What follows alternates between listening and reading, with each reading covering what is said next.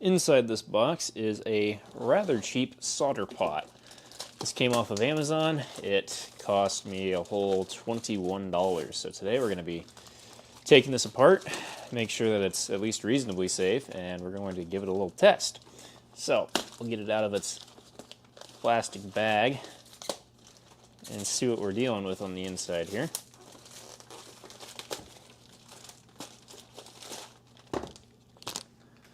Alright, we've got a nice box. It says solder pot. I can't really read most of it. It says solder pot 200 to 480 degrees C. We can test that out. It says green here. I think that's because it's supposed to be a lead-free compatible solder pot, but I don't really know how that makes this more or less green compared to a regular one, to be honest. So we get a spare bowl, dish, cup, I don't know, whatever you want to call that. We get the pot itself. You get a little scraper so you can scrape the dross off the top of the solder. And we get a user's guide. So apparently they actually sell several different models, according to this at least. I believe I have this one here, the 21C, which is 150 watts, claims to go from 200 to 580 C on this part of the package. On the box it says 200 to 480, so I'm not sure which one of those is accurate. And the box actually doesn't seem to tell me which one this is, to be honest, though it should be printed on the product itself. Claims to have heat up time of about 8 minutes, 500 gram capacity, and the tin furnace diameter is about 50 millimeters. Instructions also claim that the input voltage is 220 volts at 50 hertz. Let's hope that's not the case, because I am in the United States of America and we don't use that voltage here, unless I wanted to go unplug my dryer. Looks to have a North American plug on it, so that's good news. Focus back down on our bench here. Yep. This is indeed the 21C model, 150 watts rated. Got an on-off switch and a knob. And according to this, it says the max is approximately 450, so that's the third different number we've seen for the max temperature. And the min is 200C.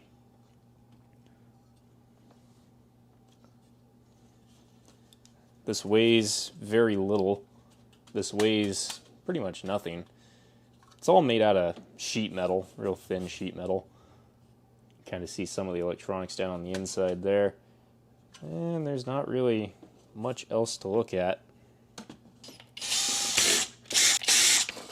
Alright, so with the back cover off, this metal is incredibly thin, but it doesn't really matter. We've got our solder pot itself, which has two fiberglass insulated wires going into it.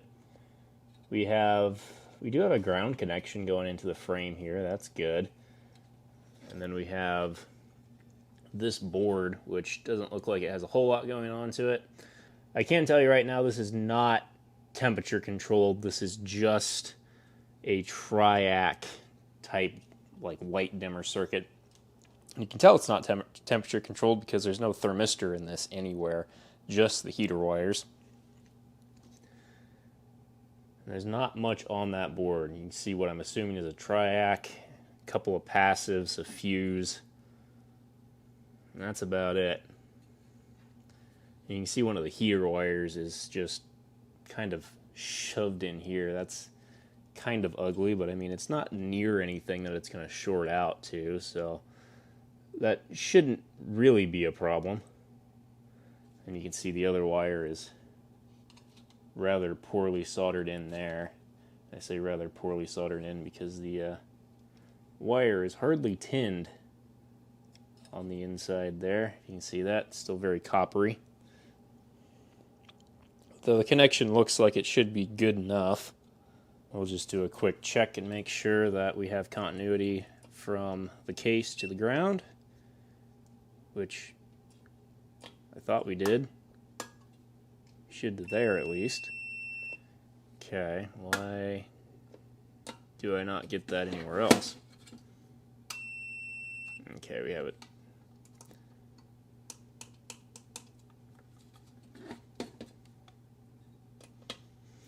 depending on where you measure it, there's kind of a connection. You see that's around 200 ohms, which is odd because this looks to be directly connected to that, about in here. That's connected. And then the top pieces of metal here, that's connected. The pot itself is very poorly grounded, but it's kind of grounded. And really the pot is what I would worry about the most. So, yeah, there we go, 4 ohms. It's not terrible. I do wish the grounding was better, and it may be worth it to try to run a ground wire somehow to this pot. But at least most of the metal work is grounded, and the wire actually does come in here and do something. I'll go ahead and just cut off this really long excess lead because that's going to bother me. Shake that out of there.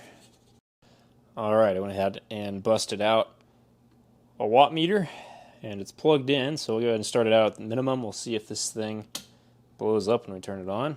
You get a little neon indicator. And we're drawing pretty much 0 power with this at minimum, which is probably not going to get to 200C. It's not warm at all. We'll see if we can't ramp it up some. And this knob does exactly what I expected it to. It's pretty much just linear power control to the heater. So we should be able to get up to 150 watts, or actually up to 187 with it completely maxed out. Though as it heats up, that may drop down a bit because there's a pretty high likelihood that the heater is a PTC type where it'll self-regulate at a certain temperature. So 186 watts, I guess more is better than less because it'll heat up quicker. Now the reason why I bought this is because over the years of soldering, I've been collecting all the random little bits of solder from like solder pump operations and just the solder that collects in the bottom of my soldering iron holder. And I've been storing it in like little match boxes like this and stuff like that just to keep it from going everywhere. I'm starting to smell a little bit of a little whiff of something. I can see some smoke coming out of the where the heating element is, which the little instruction guide says is normal. So we're just going to let it roll. But anyway, I've been saving all that solder, and I figured I'd eventually get a solder pot to use the solder in. So here it is.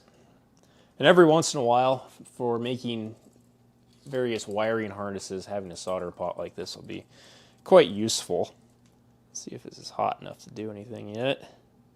Obviously, you wouldn't want to just go throwing in a spool of solder wire like this.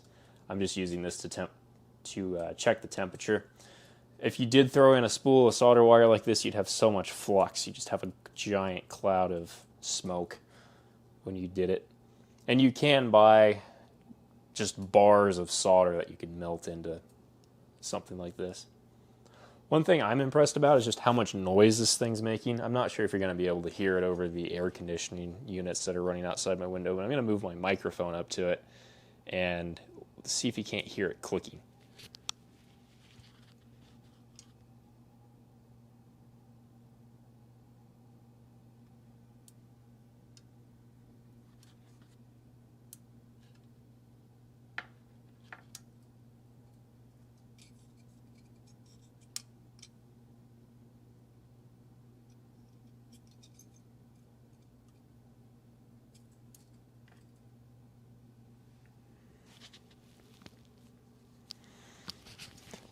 I don't know, maybe you heard a little bit of that there. Still got quite a bit of a smoke stream coming off of it. I can start to feel some heat. Let me go ahead and move in a fume extractor because it smells pretty horrendous. And maybe this will help out just a little bit.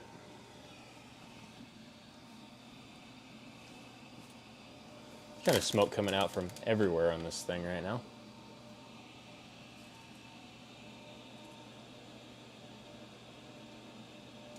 There we go, we're hot enough to melt solder now. We'll see if I can't whack my big brick down in there and get it to melt.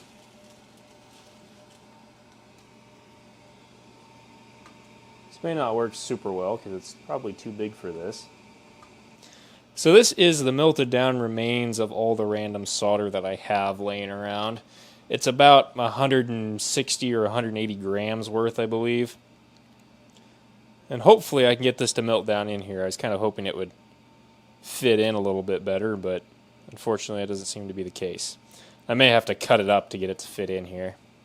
Now the downside to using solder like this is that it's going to be absolutely full of oxides and things that are not going to melt down very well. Alright, time for a continuity error. Anyway, this is the third time that I have filmed this part of this video.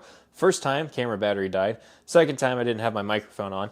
And now we're on this time. So, the first thing I want to talk about is the grounding of this thing. I just want to check it one more time.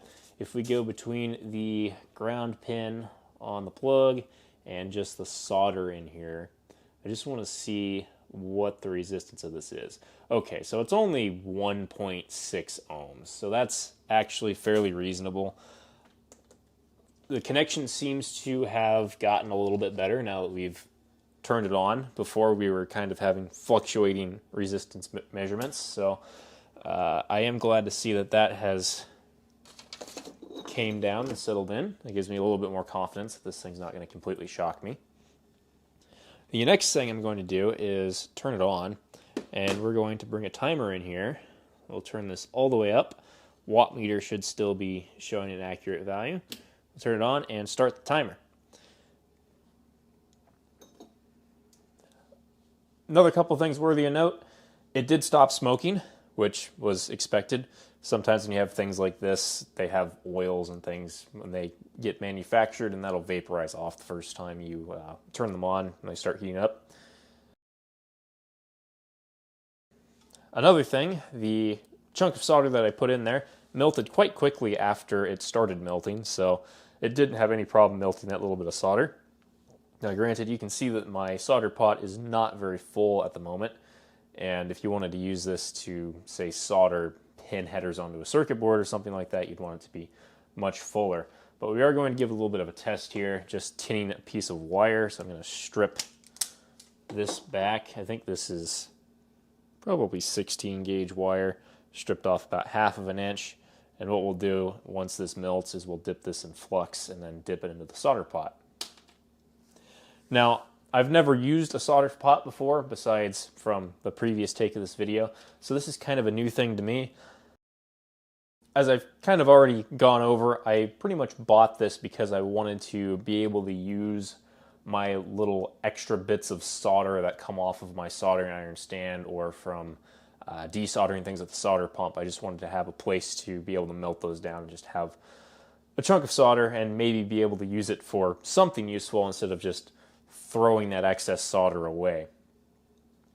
And I do a fair amount of wiring work where being able to just quickly tin a bunch of wires will be a useful thing to be able to do. Now you probably can't hear it because the microphone's way up by my face and the air conditioning's running outside and everything else, but this thing does make a lot of little popping and ticking noises as it heats up, just as everything expands, which is probably a sign that it's fairly cheaply built and doesn't have the tightest tolerances, but that doesn't really matter. It's neither here nor there, it's just an observation. Another thing I will mention is these little bowls that they give you. I'm honestly not, I wasn't aware that these were consumable items. I'm assuming they are consumable because they give you 2, unless the intent is to have one for leaded solder and one for lead-free solder or something along those lines. Never used a solder pot before, so I don't really know, to be honest. They also do claim in the Amazon listing that these are made out of titanium, which I'm pretty sure they're not pure titanium. They are most likely coated in, I think it's titanium oxide. It's the same stuff that that drill bits get coated in. And I'm not sure how much of a difference that makes on drill bits, and I'm not sure how much of a difference it makes on these, though it does seem that the solder doesn't stick to this, which may be the primary purpose of that coating in an application like this. Though you may be able to see down in the solder pot that the titanium coating has sort of turned kind of a purplish color, which is sort of the characteristic thing that titanium does when it gets hot, if you've ever seen the purpled exhaust tips and things like that. I will also say this is rated at 150 watts. It seems to happily pull about 176 pretty consistently. That may be because my line voltage is a little bit high here, and I guess we could actually measure that. Unfortunately, this little watt meter, the thing I like about it is that I can have it plugged in way back there, and then it has this little wire just for the data that shows the wattage. But the only thing it shows is watts, how much money that would cost if you ran it for a year or a month, and how much CO2 it would emit in a year or a month. So it's a cheap little watt meter. And it does show you wattage, but it doesn't give you much more nerdy information than that, unfortunately. But we can always just come over here and shove our probes in the outlet. Looks like my AC line voltage is running right around 122, which really isn't all that high. So it does seem to have a little bit more power than advertised, unless that advertised power is at 110 volts. Or even 100 volts maybe, who knows. So it looks like we are starting to melt the solder. You can kind of see that jiggling there a little bit. We're at about 5 minutes in. Granted, the manual says that it'll take 8 minutes in order to fully heat up. It does seem to meet that promise with no issues whatsoever.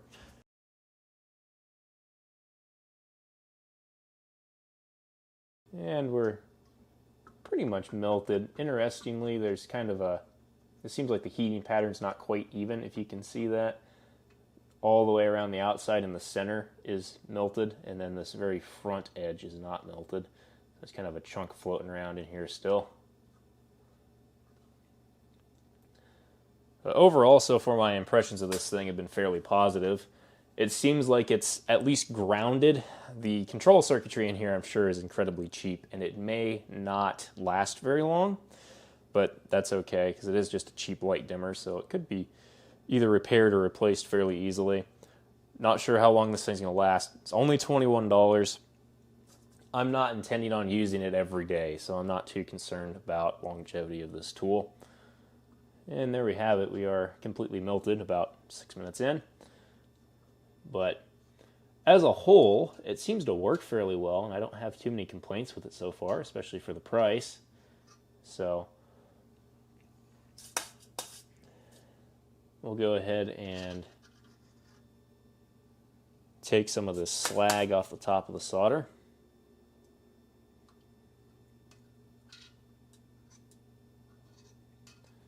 One thing I do kind of wish it had was an actual temperature control. It would be nice if we weren't just guesstimating approximately 450 degrees or approximately 200 degrees, because I can tell you these approximations will not be correct at all. If you turn this all the way down to minimum, it pulls zero power from the wall, which means that this is approximately room temperature if you let it sit long enough. And then this is approximately thermal meltdown if you let it sit long enough.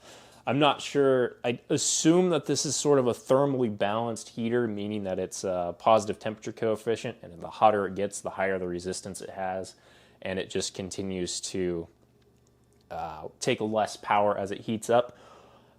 I'm not going to rely on that, though. I'm going to turn it down to maybe 3 or so while we're just sitting here using it, and just use max power in order to get it started, more or less. I think that's kind of the intention for how this is supposed to be used, and that's how I'm going to use it, given the fact that it just has a light dimmer in it in order to control the heater instead of a actual temperature control circuit. But we'll get that somewhat cleaned off. It's not perfect, as you can probably see. And we'll dip our wire in flux and then dip it in here for a couple seconds. And we should get a nicely tinned wire. Let's see if we can't pull focus on that. There you have it. It doesn't look too bad. I think I could maybe let it sit in there for a bit longer. If it's anything like soldering with an iron, you do have to give it a second to heat up, but that looks pretty good to a guy that's never really ran a solder pot. I could see this coming in real handy for just tinning a whole bunch of wires if I ever need to make a wiring harness or something like that. So I think it's at least a decent place to hold my excess solder that I have laying around. And I don't know. I don't have too many complaints about it for 20 bucks. We'll have to see if this thing continues to work later on down the road or not. But it's not a bad deal. I'll put a link in the description to it. It's not going to be an affiliate link or anything like that. But anyway, that's about it for now, guys. Bye.